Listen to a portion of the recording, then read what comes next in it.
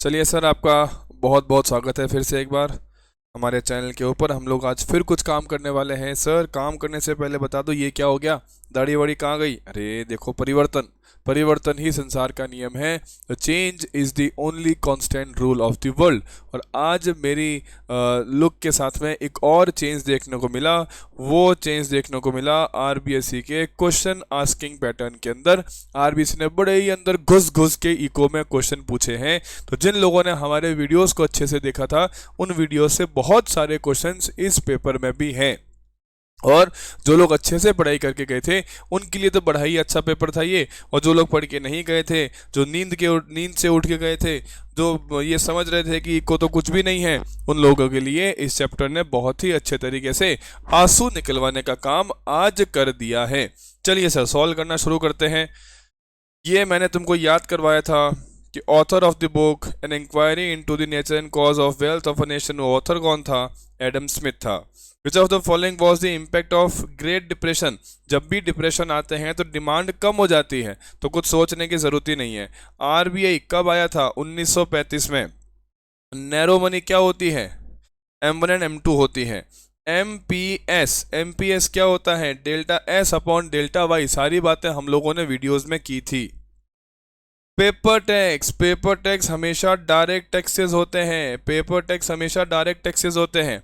और direct taxes में देखो, excise indirect, service tax indirect, customs indirect. तो आंसर क्या होगा? आंसर होगा wealth tax. Related to disinvestment of public sector, जब अपना पब्लिक सेक्टर अपनी अंडरटेकिंग को बेचता है तो उससे पैसा आता है, तो इसे बोलते हैं capital receipts. In fix exchange rate system,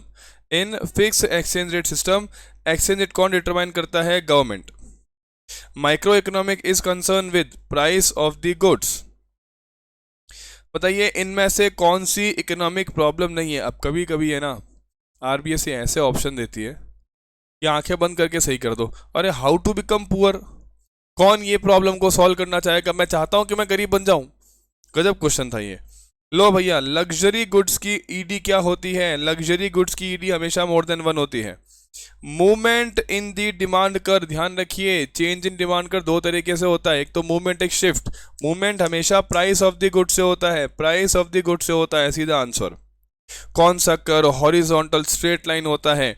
कौन सा कर हॉरिजॉन्टल स्ट्रेट लाइन होता है? बताओ भैया, कौन सा कर हॉरिजॉन्टल स्ट्रेट लाइन होगा? वो होगा टोटल फिक्स कॉस्ट कर। Short run average cost at zero output. Sir, average cost का मतलब होता है टीसी अपॉन क्यू। क्वेश्चन बोल रहा है कि सर क्यू आपका 0 है, तो टीसी कुछ भी हो, 20 अपॉन 0, आंसर क्या आएगा? इन्फिनिटी। तो इसका मतलब यहां क्या रहेगा? अनडिफाइंड। चलो sir, the product of market price of good and firms output is, मतलब क्या बोल रहा है? मार्केट प्राइस इनटू क्वांटिटी क्या होता है? Total revenue. Expense which raise productive capacity क्या कहलाता है? जो हमारा कैपिटल एक्सपेंडिचर होता है वो क्या करता है? हमारी कैपेसिटी को रेज करता है। आगे चलिए। At higher interest rate firm क्या करेगी? इंटरेस्ट रेट जब बढ़ता है तो बॉन्ड के प्राइस घटते हैं, तो उस समय हम लोग इन्वेस्टमेंट करते हैं, तो हम लोग क्या करेंगे? इन्वेस्टमेंट को इंक्रीज करने का सोचेंगे। मैं इसका आंसर बॉन्ड के हिसाब से दे रहा हूं। When tax collection exceed the required expenditure, जब तुम्हारा टैक्स की रिसीट ज्यादा हो किससे? एक्सपेंडिचर से, तो ये कहलाता है बजट सरप्लस।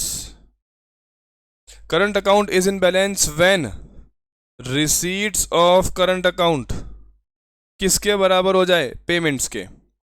फिर बोल रहे हैं sir change in total utility, तो जहां भी चेंज वर्ड आता है वहां हम लोगों ने वर्ड पिक किया था marginal. Difference between revenue and cost, इसको हम लोग क्या बोलते हैं? Profit.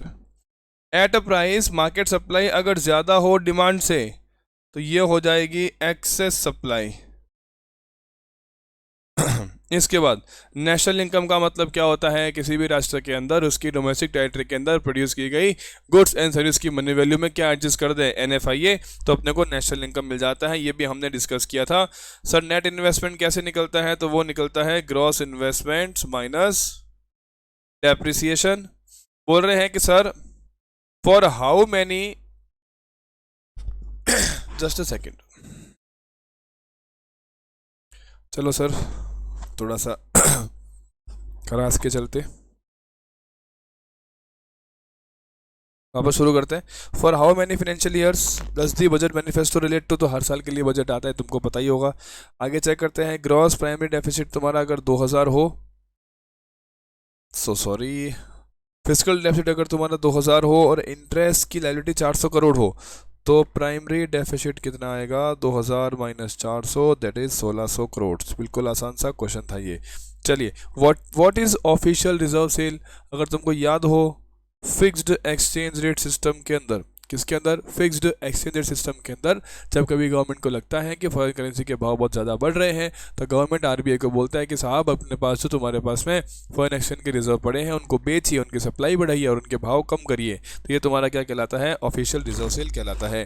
What is called interest rate differential, क्या होता है भैया, जब किन्हीं दो कंट्रीज के बीच में इंटरेस्ट रेट में फ़र्क होते हैं तो उनसे फॉरेन करेंसी के रेट्स में भी फ़र्क होता है।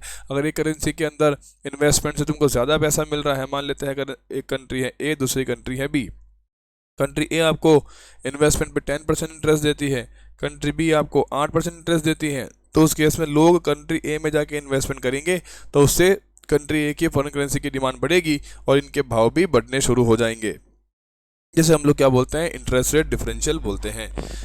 चलिए, what do mean by resources, resource का मतलब वो सारी गुड सर्विस जो हम लोग यूज़ करते हैं to satisfy our human wants, वो सारे क्या कहलाते हैं, रिसोर्स कहलाते हैं। और इकोनॉमिक्स के अंदर रिसोर्स क्या होते हैं, रिसोर्स लिमिटेड होते हैं और वांट्स क्या होती है, अनलिमिटेड होती है। Name the economic analysis that explains how different mechanisms function. तो ये देखो क्वेश्चन वैसे क्लियर कट है कि आंसर पॉजिटिव का है, लेकिन अगर तुम्हें क्वेश्चन नहीं समझ में आता है तो कोई चीज़ कैसे काम कर रहा है, आज कैसे काम कर रहा है, वो सारे किस में पढ़े जाते हैं, पॉजिटिव इकोनॉमिक एनालिसिस में पढ़े जाते हैं, तो इसका आंसर पॉजिटिव होगा। Where on the budget line optimum bundle will be located, कहाँ होगा भाई, ये तुम्हारी बजट लाइन है, जहाँ से आईसी टेंजेंट होके निकलेगा वहाँ तुम्हारा ऑप्टिमम बंडल लोकेट होगा। Name any two determining elements of supply कर, अब एलिमेंट तो बहुत होते हैं, प्राइस ऑफ गुड्स हो सकता है, गवर्नमेंट की पॉलिसीज हो सकती है, टेक्नोलॉजिकल एस्पेक्ट्स हो सकते हैं, तो बहुत सारे एस्पेक्ट तुमको यहाँ पे लिखने को मिल सकते हैं। Explain positive impacts of D monetisation, का मतलब क्या होता है, विमुद्रीकरण, नोटबंदी के फायदे बताओ, तो फायदे क्या हुआ, अपनी जो इकोनॉमी है वो पूरी कैशलेस की तरफ शिफ्ट हो गई, यूपीआई इंटरनेट बैंकिंग को यूज़ करना हमने शुरू कर दिया, जो ब्लैक मनी थी उसको ट्रेस करने में गवर्नमेंट को आसानी हुई, टैक्स इवेजन जो हो रहा था उसे हम लोग ख़त्म करने में सक्सेसफुल रहे। सो बहुत सारे फायदे थे, मैंने 3 लिख दिए हैं। Explain the assumption of ceteris paribus, अब सेटरस पेरिबस क्या होता है, अदर थिंग्स रिमेनिंग कांस्टेंट, जब आप किसी एक फैक्टर की बात कर रहे हैं तो आप दूसरे को क्या मानेंगे, कांस्टेंट मानेंगे। ये बात हम लोगों ने बहुत ही अच्छे तरीके से की थी। भाई इन्वेंट्री के होने के कोई 2 कारण बताओ, तो 2 कारण होते, मैं बता देता हूँ सिंपल से। पहला कारण कि मुझे लग रहा है कि कल को डिमांड होने वाली है, तो मैं प्लान्ड इन्वेंट्री मेंटेन कर रहा हूँ, कि मैं अपनी मर्जी से इन्वेंट्री मेंटेन कर रहा हूँ, पहला कारण। दूसरा कारण, मैंने नॉर्मल प्रोडक्शन किया था लेकिन मार्केट में मंदी आ गई, लोगों ने परचेज नहीं किया, जिसे मैं बोल देता हूँ अनप्लान्ड इन्वेंट्री। तो इन 2 कारण से मेरे पास में इन्वेंट्री इन्वेस्टमेंट करना पड़ सकता है। ये क्वेश्चन में थोड़ा सा मुझे लग रहा है कि कुछ तो इनको और अच्छा डेटा देना चाहिए था। बोल रहे हैं कि सर निशांत की सेविंग 100 रुपये है, आउटपुट मल्टीप्लायर निकालो, तो आउटपुट मल्टीप्लायर तो इन्वेस्टमेंट मल्टीप्लायर ही होता है, जिसका फॉर्मूला होता है K is equal to 1/1 minus MPC, या इसको लिख सकते हैं 1/MPS। अब यहाँ सेविंग्स तो है लेकिन MPC MPS नहीं है, तो उस केस में मैं मान रहा हूँ कि पहले इनकम थी वो 100 रुपये थी और सेविंग 0 थी, अब इनकम 200 हो गई और सेविंग 100 हो गई, ये 100 रुपये की सेविंग में ये वाली ले रहा हूँ।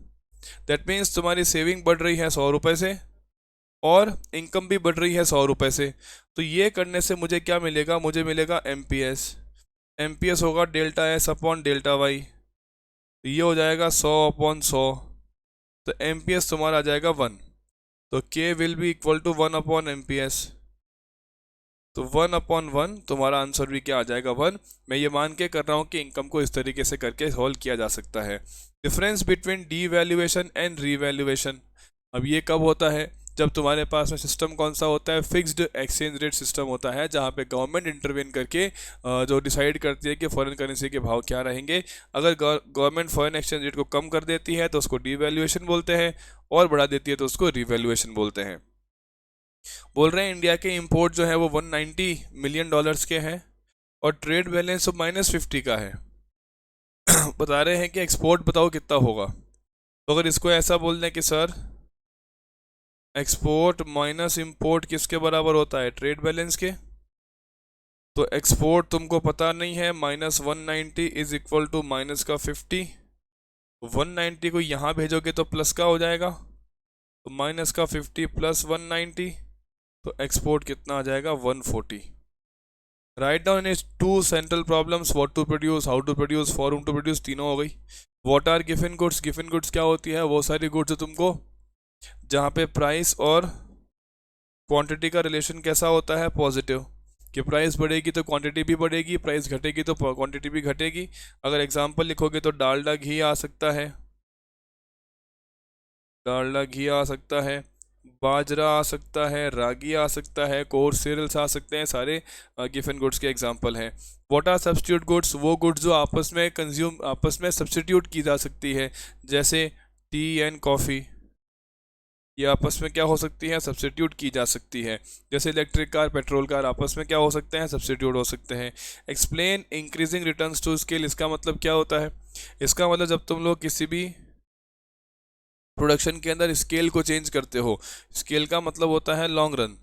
तो सबसे पहली बात ये किस सिस्टम से रिलेट करता है, लॉन्ग रन से, जहाँ पे हम लोग लेबर एंड कैपिटल दोनों फैक्टर को चेंज कर देते हैं। अब मान लो कि तुमने दोनों फैक्टर को डबल कर दिया और तुम्हारा प्रोडक्शन 3 टाइम्स बढ़ गया, तो ये कहलाएगा इंक्रीजिंग रिटर्न्स टू स्केल, और इस केस से तुम्हारी एवरेज कॉस्ट जो होगी वो डिक्रीज होगी। What are price floors, what are price floors, जब भी अगर तुमको याद हो, जहाँ डिमांड सप्लाई का इंटरसेक्शन होता है, ये सप्लाई ये डिमांड, इसके हिसाब से प्राइस बनेगी। लेकिन मार्केट में मान लेते हैं कि तुम्हारी सप्लाई बहुत ज़्यादा बढ़ गई और उससे प्राइसेस गिरना शुरू हो गई, तो गवर्नमेंट ने बोला कि चिंता ना करो, मिनिमम तुमको इतना पैसा तो मिलेगा ही मिलेगा, जिसको हम लोग बोलते थे एमएसपी। यही तुम्हारा प्राइस फ्लोर्स होता है। What do you understand by break even point, अगर तुमको परफेक्ट कॉम्पिटिशन याद हो, ये तुम्हारा price equals to AR equals to MR, ये तुम्हारा मार्जिनल कॉस्ट, यहाँ तुम्हारा इक्विलिब्रियम, और यहाँ से निकला एवरेज कॉस्ट। तो जिस पॉइंट पे ये सब मिल रहे हैं, जिस पॉइंट पे यहाँ क्या होगा, यहाँ टोटल रेवेन्यू किसके बराबर होगा, टोटल कॉस्ट के, जो हमारा कहलाता है ब्रेक इवन पॉइंट। तो डायग्राम यही ड्रॉ होता, और मतलब क्या लिखते हैं, वो पॉइंट जहाँ पे टोटल रेवेन्यू किसके बराबर होता है, टोटल कॉस्ट पे, यानी कि कोई प्रॉफिट कोई लॉस नहीं, इसी को हम लोग बोलते हैं break even point. Then circular flow of income in simple economy, अगर तुमको याद हो, हाउस होल्ड होता था, फर्म्स होती थी, हाउस होल्ड होता था, फर्म्स होती थी, और हाउस होल्ड फैक्टर सर्विस देते थे फर्म्स को, और फर्म्स गुड सर्विस देते थे हाउस होल्ड्स को। फैक्टर सर्विस के बदले में हाउस होल्ड फर्म से पैसा लेते थे, फैक्टर पेमेंट्स, और गुड सर्विस का पेमेंट करते थे हाउस होल्ड फर्म्स को। इस तरीके से पैसा घूमता था, इसे हम लोग कहते थे रियल फ्लो, इसे हम कहते थे मनी फ्लो। तो ये तुमको पूरा डायग्राम समझाना चाहिए था, यही तुमको पूछा गया है, circular flow of income. Then तुमको पूछा है income method of calculating GDP. तो यहाँ पे तुम लोग को क्या करना होता है, जो भी इनकम फैक्टर्स कमाते हैं, क्या क्या कमाते हैं, rent, interest, profit, wages and mixed income, इन सबको जोड़ने से हमें मिलता है NDPFC। और फिर तुमको यहाँ से क्या करना पड़ता है, NFIA एडजस्ट करके नेशनल इनकम निकालनी पड़ती है। ये तुमको समझाना था। ये तीनों को मिला के ऑपरेटिंग सरप्लस कहते हैं। मिक्स इनकम का मतलब बताना चाहिए, और वेजेस में बताना चाहिए कि जो भी पेमेंट तुम लोग एम्प्लॉय को कर रहे हो, चाहे वो बोनस है चाहे वो कुछ भी है, वो सारे वेजेस में इंक्लूड हो जाते हैं। देन एक क्वेश्चन आया, draw diagram of components of government budget and explain non tax revenues. तो डायग्राम क्या होगा, गवर्नमेंट बजट के दो हिस्से होते हैं, रेवेन्यू बजट और कैपिटल बजट, अगर तुमको याद हो। रेवेन्यू के फिर से दो हिस्से होते हैं, revenue receipts, revenue expenditures. Capital के भी दो हिस्से होते हैं, कैपिटल रिसीट्स, कैपिटल एक्सपेंडिचर्स। जो रिसीट्स रेवेन्यू होती है उसके फिर से दो बच्चे हो जाते हैं, tax receipts and non tax receipts. Revenue expense भी दो तरीके के होते हैं, planned revenue expenditure and non plan revenue expenditure. Capital receipt में ऐसा कोई बाइफिकेशन करने की ज़रूरत नहीं है। कैपिटल एक्सपेंडिचर के अंदर तुमको दिखेगा प्लान्ड कैपिटल एक्सपेंडिचर और नॉन प्लान्ड कैपिटल एक्सपेंडिचर। ये तुम्हारे सामने डायग्राम बन जाता है किसका, गवर्नमेंट बजट का। अब तुमको समझाना है नॉन टैक्स रिसीट्स। तो नॉन टैक्स रिसीट्स में क्या आता है, गवर्नमेंट इंटरेस्ट कमाती है, डिविडेंड कमाती है, प्रॉफिट कमाती है। ये सारे जो पैसे गवर्नमेंट को मिलते हैं वो सारे क्या कहलाते हैं, नॉन टैक्स रेवेन्यूज कहलाते हैं। Explain the effect of reduction of taxes on the income with the help of diagram.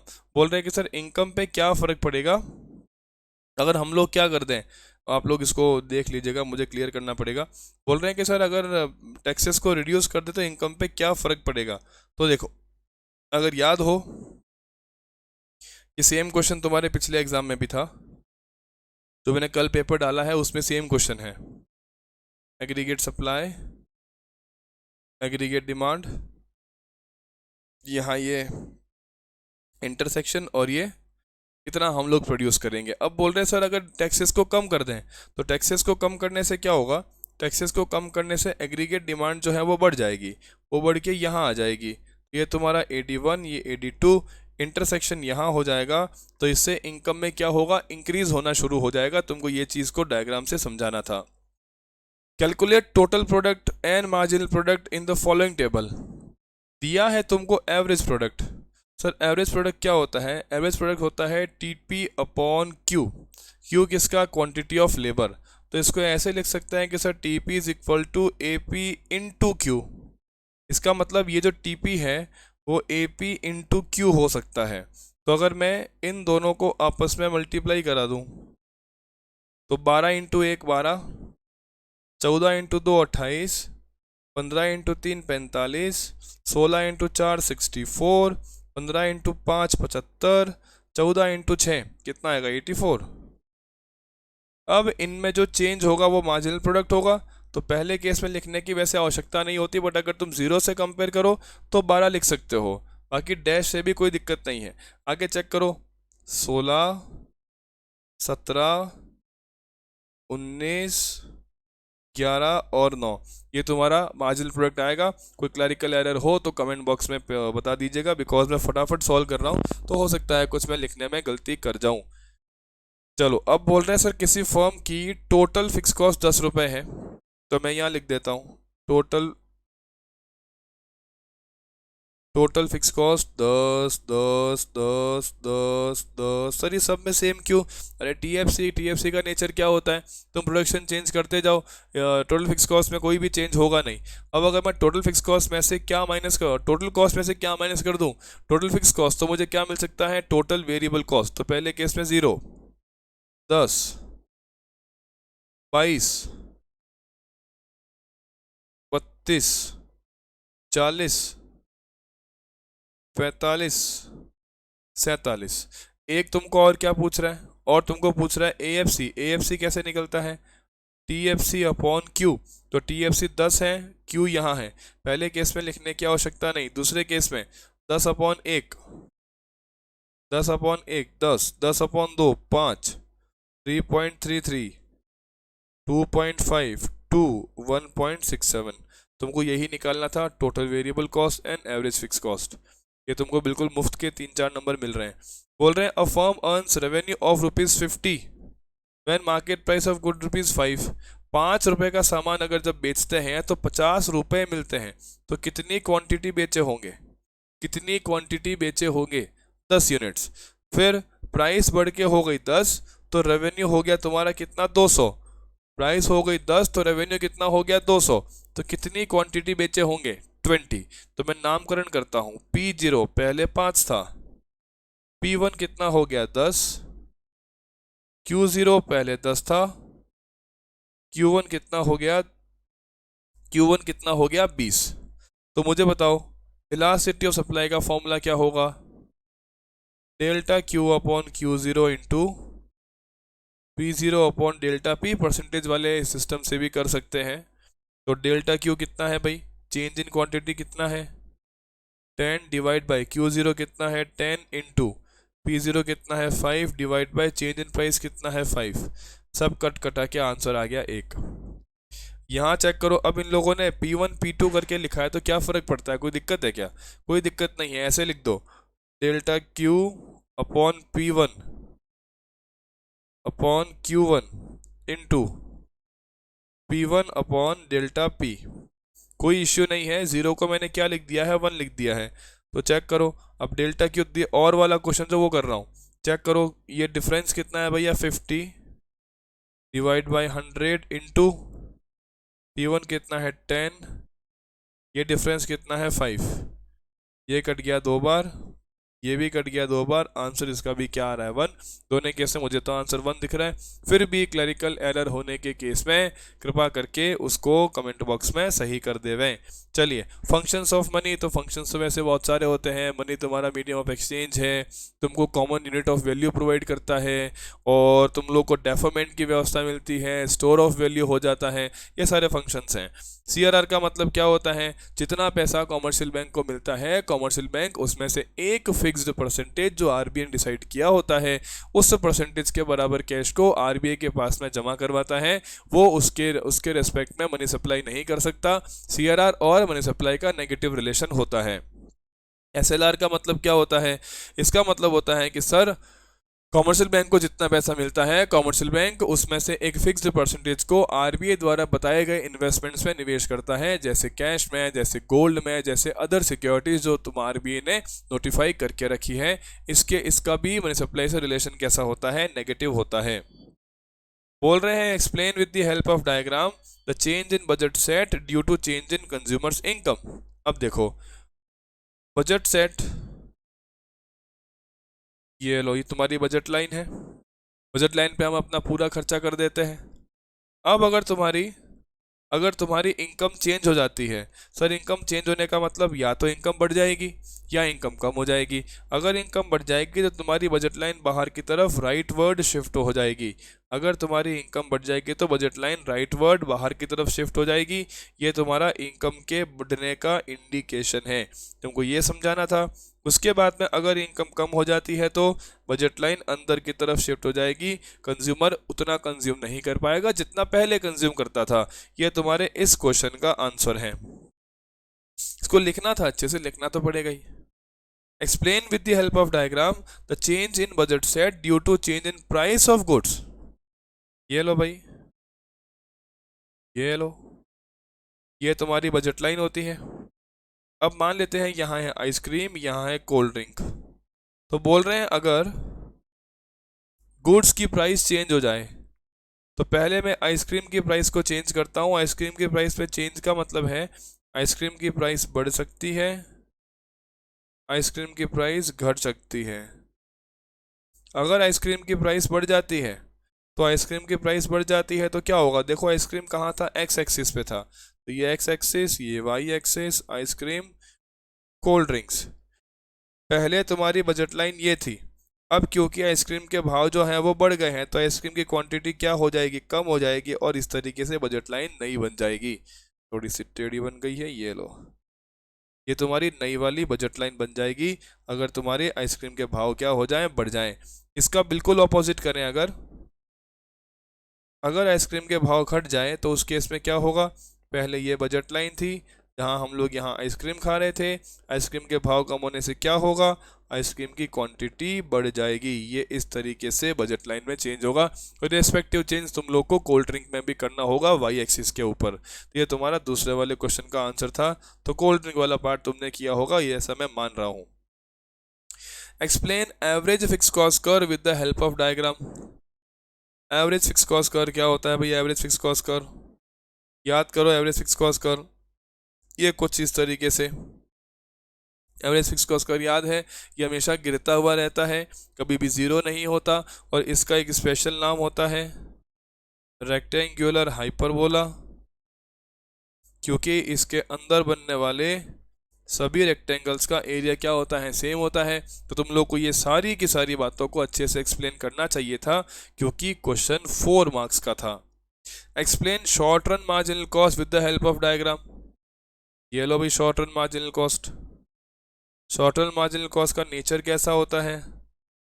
Nature कैसा होता है? शॉर्ट रन मार्जिनल कॉस्ट पहले घटती है फिर बढ़ती है due to law of variable proportions, क्योंकि जब हम लेबर को इंक्रीज करते हैं तो प्रोडक्शन के बढ़ने की स्पीड जो होती है वो बहुत ज़्यादा होती है, लेकिन लेबर की कॉस्ट उतनी गति से नहीं बढ़ती, जिसके चलते मार्जिनल कॉस्ट गिरने लगती है। लेकिन एक लिमिट के बाद जब लेबर की कॉस्ट बढ़ने लगती है तो उस समय प्रोडक्शन उतना तेज़ नहीं बढ़ पाता और मार्जिनल कॉस्ट बहुत ही तेज़ गति से ऊपर की तरफ बढ़ने लगती है। इसे हम लोग क्या बोलते हैं? यू शेप भी बोलते हैं। तो ये तुम्हारा मार्जिनल कॉस्ट का कर्व था, तुमको ये सारी बातें अच्छे से समझानी चाहिए थी। तो this is all about your paper. मैंने बहुत ही स्पीड से 25 मिनट के अंदर पेपर को सॉल्व किया है। हो सकता है मेरी एंड से फटाफट करने के चक्कर में कुछ एरर भी हो जाए या मैंने कुछ गलत बोल दिया हो, स्लिप ऑफ टंग हो गया हो। ऐसे किसी केस में आपको चिंता नहीं करनी है, आपको कमेंट बॉक्स में कमेंट पोस्ट कर देना है और फटाफट से इस सॉल्यूशन को देख के अपने एक्सपेक्टेड मार्क्स भी कमेंट बॉक्स में लिखने हैं। सर तो अब हम लोग क्या करें सर? अब आप लोग को कुछ नहीं करना है, आप 2 दिन तक आराम करिए, 29, 30 और 31 तारीख 3 दिन तक आराम करिए। फिर 1 तारीख से हमारी एप्लीकेशन जो आपको प्ले स्टोर पे मिल जाएगी संकल्प एड्यूकेयर के ऊपर, जो आपको लोगो भी ऊपर दिखाई दे रहा है, संकल्प एड्यूकेयर। संकल्प एड्यूकेयर के ऊपर आपको प्ले स्टोर के ऊपर ये एप्लीकेशन मिल जाएगी, वहाँ लॉगिन करना है और यहाँ आपको सीए फाउंडेशन के डेमो लेक्चर्स मिलेंगे। सर लॉगिन के लिए क्या चाहिए होगा? आपका फ़ोन नंबर, आपकी मेल आईडी से आपको रजिस्टर करना है, अकाउंट क्रिएट करना है, जहाँ आपको फ्री लेक्चर्स के अंदर सीए फाउंडेशन के डेमो वीडियोस मिलेंगे। आप डेमो वीडियोस को देखिए, पसंद आने पर कांटेक्ट कीजिए, फिर आपको आगे का एक्सेस करने के लिए लाइसेंस प्रोवाइड किया जाएगा और हम लोग 12वीं के बाद की पढ़ाई की शुरुआत कर देंगे। सर ये लेक्चर्स कब से आ जाएंगे? ये लेक्चर्स आपको 1 तारीख से, फ्री डेमो लेक्चर्स भी आपको 1 तारीख से अपनी एप्लीकेशन के ऊपर दिख जाएंगे। Okay sir, thank you very much. मिलते हैं फिर से आगे सीए फाउंडेशन के लेक्चर्स में और इसी तरीके से आगे बढ़ते रहेंगे। Thank you.